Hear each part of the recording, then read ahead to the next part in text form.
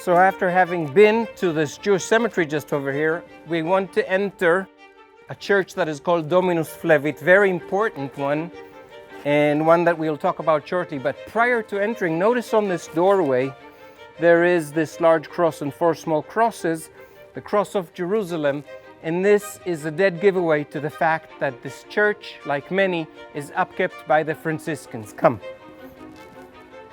Dominus Flevit, meaning the Lord has cried, which is mentioned in Luke 19 again. And this is a very important place. The Lord has cried because here Jesus cried as he prophesied the destruction of Jerusalem, seeing the temple spread out in front of him as it was standing on this hill. So just try to imagine Jesus standing over here, viewing the temple in front of him and weeping as he prophesies the destruction of the temple and the city, which comes to be in the year 70 AD by the Romans. This church right here is another of the many churches built by the Italian architect Berlucci.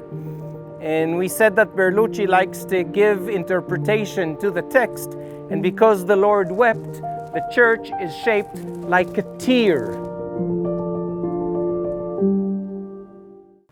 So we are now standing next to what is called a necropolis. Necro means dead, and polis means city. So this is the city of the dead, or in other words, a burial estate. We could also see these clay boxes called ossuaries. Notice the size of them. During the time of the Second Temple, the burial of people was done in 2 ways. The wealthy people were buried initially in a large stone or marble coffin called sarcophagus, and the not so wealthy would be buried in a cave sealed with a rolling stone.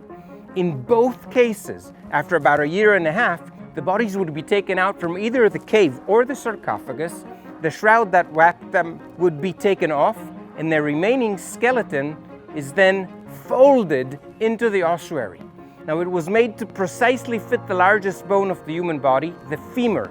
And if the femur fits, so will the rest of the body, without having to break any bones. Now, this is extremely important that no bone is broken, because according to the dry bone prophecy in Ezekiel 37:4, in the end of days, all of the old and dry skeletons will reincarnate and come back to life.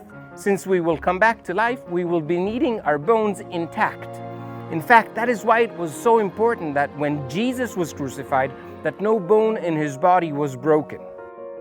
There is a magnificent view from here towards the Temple Mount and the entire city. Let's continue our Palm Sunday path, and Boaz, you take it from here.